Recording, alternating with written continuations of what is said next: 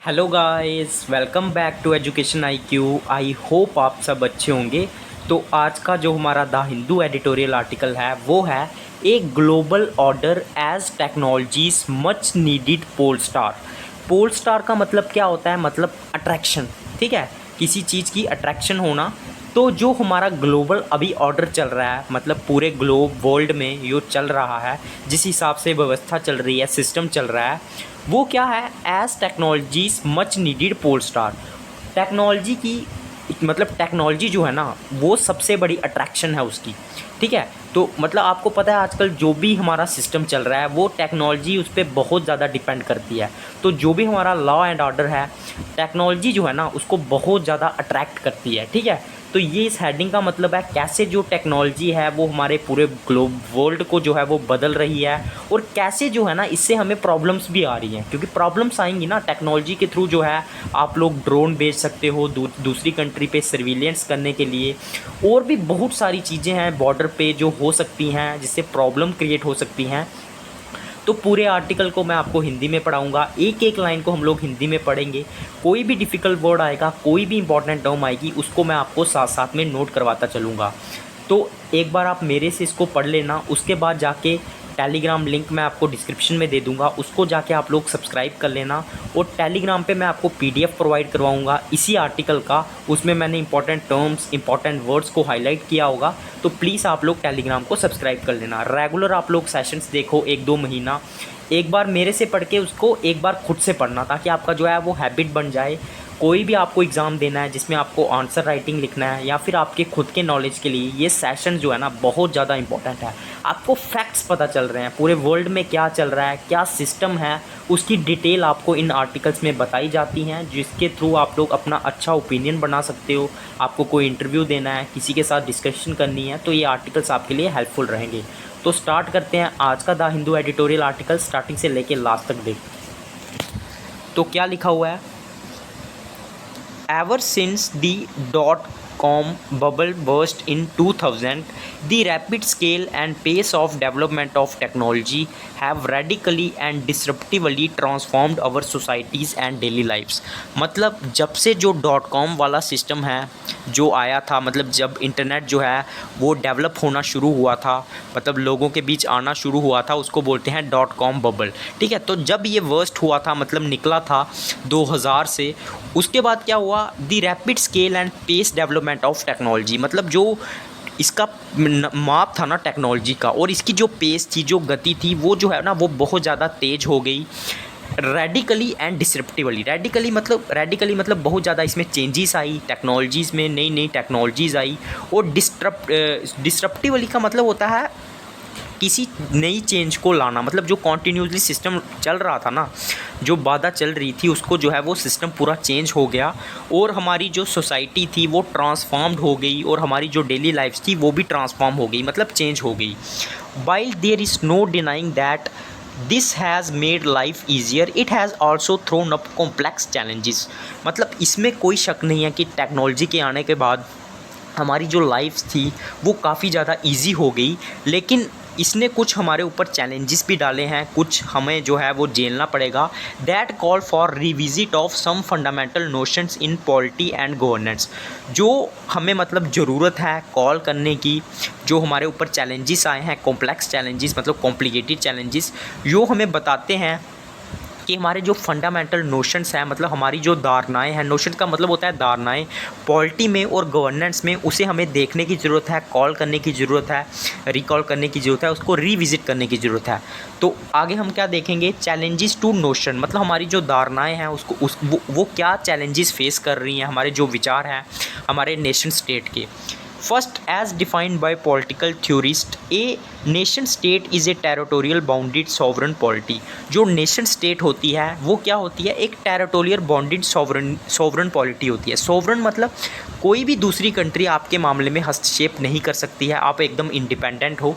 तो कोई भी जो मतलब पॉलिटिकल जो थ्योरीज देते हैं, उनका ये कहना है कि कोई भी नेशन स्टेट जो होती है वो टेरिटोरियली बाउंडेड होती है, मतलब उसकी जो टेरिटोरी होती है वो हर तरफ से बंद होती है, और वो सोवरन होती है, मतलब इंडिपेंडेंट होती है। However, this fundamental notion of a nation state of a geographical unit in which citizens live is undergoing a massive change because of technology. लेकिन ये जो फंडामेंटल नोशन है ना, मतलब ये जो धारणाएं बनी हुई हैं, इसमें बहुत ज़्यादा अभी चेंजेस आ रही हैं, ठीक है। किसकी वजह से? टेक्नोलॉजी की वजह से। जो पहले सिस्टम चलता था वो भी बिल्कुल बदल गया है। हर बंदे के पास फ़ोन है, मतलब कंट्रीज़ के पास जो है ना वो टेक्नोलॉजी की जो है वो मतलब पूरी लाइन लगी हुई है, तो इसकी वजह से बहुत ज़्यादा चेंजेस हो रही हैं।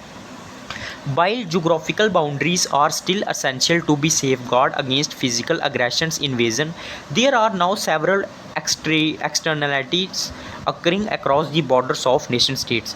मतलब जो जोग्राफिकल बाउंड्रीज़ है ना हमें, वो हमारे लिए बहुत ज़रूरी है कि हम लोग उनको सेफ गार्ड करके रखें, बचा के रखें फिज़िकल एग्रेशन से। मतलब फ़िज़िकली जो गोलाबारी होती है या फिर जो भी कोई फ़िज़िकली अगर घुसने की कोशिश करता है बॉर्डर्स पे, तो हमें उसे बचाने की ज़रूरत है। कोई भी इन्वेजन होता है, हमला होता है, there are now several externalities. लेकिन अभी बहुत ज़्यादा जो है ना और भी बहुत सारे एक्सटर्नल फैक्टर हैं जिसे हमें मतलब जो बॉर्डर के अक्रॉस हो रहे हैं हमारी नेशन स्टेट्स में, जैसे साइबर अटैक्स हो गए। साइबर अटैक्स आप समझते हो ना, टेक्नोलॉजी का सहारा लेके आपको फंसाना। उसके बाद which have a ripple effect. Ripple effect मतलब एक के बाद एक कॉन्टीन्यूस सीरीज़ के जो हैं प्रभाव पड़ते हैं, एक के बाद एक इफेक्ट पड़ता है ऑन दी फिजिकल बाउंड्रीज, हमारी फिजिकल बाउंड्रीज़ के ऊपर, to challenge their social economy and political existence, ठीक है। तो हमें क्या करने की ज़रूरत है? इन सब चैलेंजेस को जो है ना वो देखने की ज़रूरत है, ठीक है। और जो क्या करता है, मतलब ये जो रिपल इफेक्ट होता है ना, ये चैलेंज करता है किसको? हमारे सोशल इकोनॉमी सिस्टम को, और जो हमारी इकोनॉमिक पॉलिटिकल एग्जिस्टेंस है उसको ये सारी चीज़ें चैलेंज करती हैं। क्योंकि साइबर अटैक्स होंगे, बॉर्डर्स पे कुछ हरकतें होंगी टेक्नोलॉजी का सहारा लेके, तो उसके बहुत ज़्यादा बैड इफेक्ट पड़ते हैं। The advent of Web3, massive peer-to-peer networks and blockchains has allowed actors, both state and non-state, to influence areas such as trade, commerce, health and education, even while remaining outside of financial and judicial scope. तो जो advent हुआ है Web3 का, ठीक है, मतलब internet वगैरह का, या फिर जो पीयर और पीयर नेटवर्क्स है, या फिर जो ब्लॉकचेन्स हैं, ये सारी टेक्नोलॉजी के नाम्स हैं। ये अलो करती हैं एक्टर्स को। एक्टर्स मतलब हो गए जो हमारी गवर्नमेंट ऑर्गेनाइजेशंस हैं, ठीक है, और नॉन स्टेट एक्टर्स हो गए जो हमारी जो नॉन गवर्नमेंटल ऑर्गेनाइजेशंस हैं, मतलब जिनका गवर्नमेंट के साथ कोई लेना देना नहीं है, जैसे कोई टेररिस्ट ऑर्गेनाइजेशन होगी या फिर और कोई कंपनी वगैरह हो गई, मतलब कोई भी जिसका गवर्नमेंट के साथ जो है वो ज़्यादा कनेक्शन नहीं है।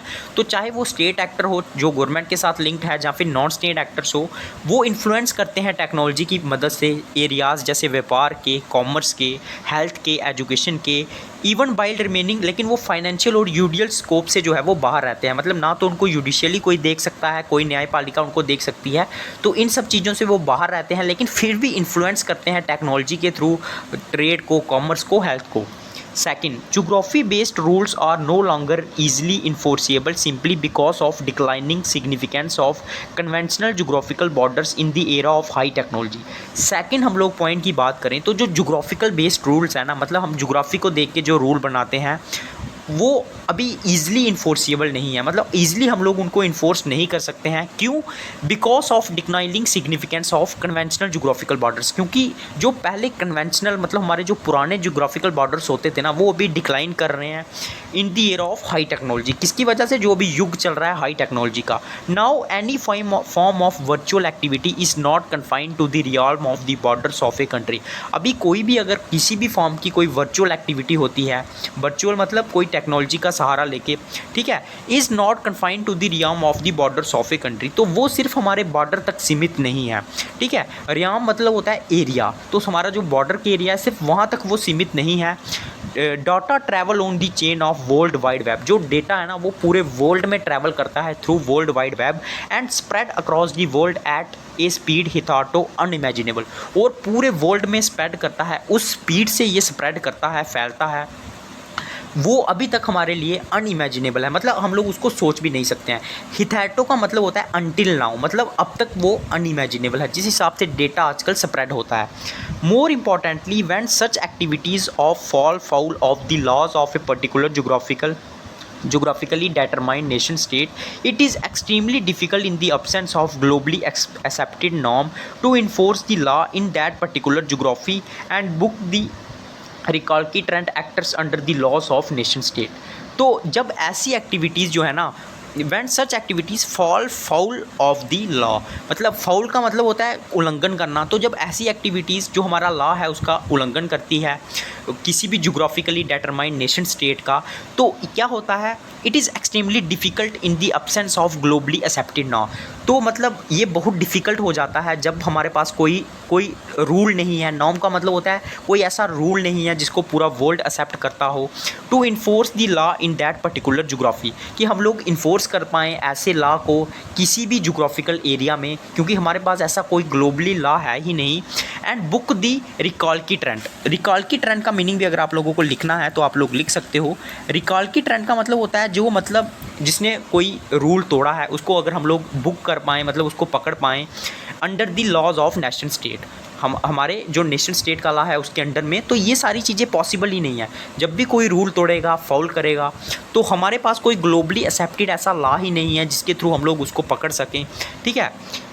रिकॉल की ट्रेंड मतलब जिसने उल्लंघन किया है। It is difficult to collect incontrovertible evidence without cooperation, तो ये बहुत डिफ़िकल्ट हो जाता है कलेक्ट करना। इसका मतलब भी लिख सकते हो आप इन कॉन्ट्रोवर्टिबल, इसका मतलब होता है जो इतना ज़्यादा कॉन्ट्रोवर्शियल ना हो, ठीक है, उसको कलेक्ट करना विदाउट कोऑपरेशन, विदाउट मतलब सहयोग के, फ्रॉम दी जोग्राफीज़, कहाँ से, जोग्राफिकल जो भी एरियाज़ रहते हैं। So when the national sovereignty of a country is challenged by the activities beyond their physical boundaries, their existing constitutionally setup institution comprising the executive, legislature and judiciary will prove inadequate in tackling them।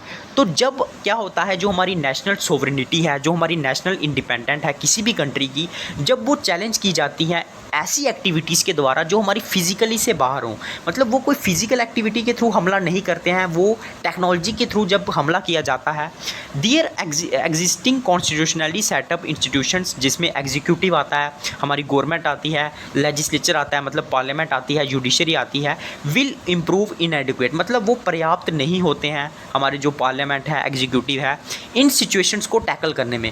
क्योंकि अभी physically कोई attack नहीं कर रहा है, technology का सहारा लेके अगर आपके ऊपर कोई अटैक करेगा तो हमारा जो लॉ है, हमारी जो गवर्नमेंट है, वो फेल हो जाती है इन चीज़ों को टैकल करने में। Further, it is also difficult to establish applicability of any country specific legislation due to universal nature of technology। और ये भी हमारे लिए बहुत डिफ़िकल्ट है कि किसी भी मतलब स्पेसिफिक कोई लेजिस्लेशन बनाना, ठीक है, टेक्नोलॉजी के रिलेटेड। क्यों? क्योंकि ये हमारा जो टेक्नोलॉजी का नेचर है ना, ये यूनिवर्सल नेचर है, हर जगह पे ये टेक्नोलॉजी है, तो हम लोग कोई स्पेसिफिक लेजिस्लेशन, कानून भी नहीं बना सकते हैं इसके लिए, leading to problems in enforceability, क्योंकि इसको इन्फोर्स करने में हमारे लिए प्रॉब्लम होगी, ठीक है, क्योंकि पूरा वर्ल्ड आपके खिलाफ हो जाएगा। Third, the emergence of newer technologies has expose the incapacity and inability of government of the nation state to administer and regulate this technologies. तो जो इमरजेंस हुआ है, मतलब जो पूरी तरह से ये उभर के आई हैं ये नई नई टेक्नोलॉजीज़, इसने हम एक्सपोज कर दिया है, मतलब हमारे सामने नंगा करके रख दिया है हमारी जो इनकैपेबिलिटीज़ हैं टेक्नोलॉजी, जो हमारी गवर्नमेंट की, टू एडमिनिस्टर मतलब रूल करने की या फिर रेगुलेट करने की इन टेक्नोलॉजीज़ को हैंडल करना बिल्कुल मुश्किल हो गया है, और हमारी जो गवर्नमेंट्स है ना वो एक्सपोज हो रही है। No longer is the nation state the only conduit through which multinational corporations, non governmental organisations and supranational organisations both legitimate in illegitimate state and non state एक्सटेट नीड टू ऑपरेट। तो मतलब ऐसा नहीं है, अभी तक हमारी जो नेशन स्टेट है ना वो सिर्फ ओनली कॉन्ड्यूट का मतलब होता है, मतलब इंफॉर्मेशन को एक्सचेंज करने की जो मतलब सोर्स होता है ना, तो हमारी जो नेशन स्टेट है ना वो सिर्फ अभी वो सिर्फ वो नहीं रही हैं जो टेक्नोलॉजी को ट्रांसफ़र करती हैं थ्रू मल्टीनेशनल कॉरपोरेशन से, या फिर नॉन गवर्नमेंटल ऑर्गेनाइजेशन से, या फिर सुप्रानेशनल मतलब जिसमें 2 से ज़्यादा कंट्रीज़ इन्वॉल्व हों इन ऑर्गेनाइजेशंस में, ठीक है, वो चाहे वो लेजिमिटेट हो, मतलब चाहे वो कानून द्वारा बनाई गई हों, या फिर इलेजिमिटेट हों, एंड नॉन स्टेट एक्टर्स, और जो नॉन स्टेट एक्टर्स हैं नीड टू ऑपरेट। तो अभी सिर्फ जो है ना हमारे स्टेट ऐसा काम नहीं करती है, ठीक है, टेक्नोलॉजी का जो है वो बहुत ज़्यादा यूज़ होता है। These entities have transcended These entities have transcended physical boundaries to collaborate with the rest of the world. तो ये क्या करते हैं, फिजिकल बाउंड्रीज़ का यूज़ करते हैं एक दूसरे के साथ इकट्ठा होने में, दूसरी कंट्रीज़ के साथ, independent of traditional administrative and regulatory institutions. और इंडिपेंडेंट होते हैं ये ट्रेडिशनल एडमिनिस्ट्रेटिव से और रेगुलेटरी इंस्टीट्यूशन से। For instance topographical maps which use to be produced by public and military institutions are now available entirely by private non state actors. तो जो topographical मतलब किसी भी एरिया का जो मैप होता था, जो मिलिट्री इंस्टीट्यूशंस यूज़ करते थे, वो अभी सबके पास उपलब्ध है टेक्नोलॉजी के थ्रू। जो हमारे नॉन स्टेट एक्टर्स हैं, मतलब जो हमारी टेररिस्ट ऑर्गेनाइजेशन है जिनका गवर्नमेंट के साथ कोई लेना देना नहीं है, उनके पास भी ये मैप उपलब्ध हैं, चाहे वो एप्पल हो गया, चाहे वो गूगल मैप हो गया। तो कुछ भी प्राइवेट नहीं है, कोई भी जो है ना वो डेटा का यूज़ कर रहा है। तो ये हमारे लिए जो है ना हार्मफुल भी है। गवर्निंग कॉम्प्लेक्सिटीज़ एंड टेक्नोलॉजी, मतलब कैसे जो है ना गवर्न करना है कॉम्प्लेक्सिटीज़ को, मतलब जो कॉम्प्लिकेटेड सिचुएशंस क्रिएट हो रही है, ख़तरनाक सिचुएशन क्रिएट हो रही है, और टेक्नोलॉजी को। On the economic side with A valuation of more than 400 billion, the 5 largest American tech companies Google, Amazon, Facebook, Apple and Microsoft have symbolically surpassed Germany's GDP। अगर हम लोग इकोनॉमिक साइड पे अगर हम लोग वैल्यूएशन करेंगे, मतलब मूल्यांकन करेंगे, तो जो ये 5 इंपॉर्टेंट मतलब जो टेक्नोलॉजी कंपनीज़ है ना अमेरिका की, गूगल, अमेज़ॉन, फेसबुक, इन्होंने जो जर्मनी की जीडीपी है ना उसको भी क्रॉस कर दिया है, जो कि वर्ल्ड की 4th लार्जेस्ट इकनॉमी है इन टर्म्स ऑफ वैल्यूएशन, मतलब अगर हम लोग मूल्यांकन करेंगे। One of the most important lever of this companies is data and their use. Lever मतलब हथियार। तो इन कंट्रीज़ का सबसे बड़ा हथियार क्या है, क्योंकि इनके पास सारा डेटा मतलब अवेलेबल है, सारी इंफॉर्मेशन अवेलेबल है, और इनका किस तरह से यूज़ करना है ना, ये सबसे बड़ा इनके पास हथियार है। This means that data have become the most important raw material of our time, and only a handful of companies now hold unparalleled economic power and influence over it।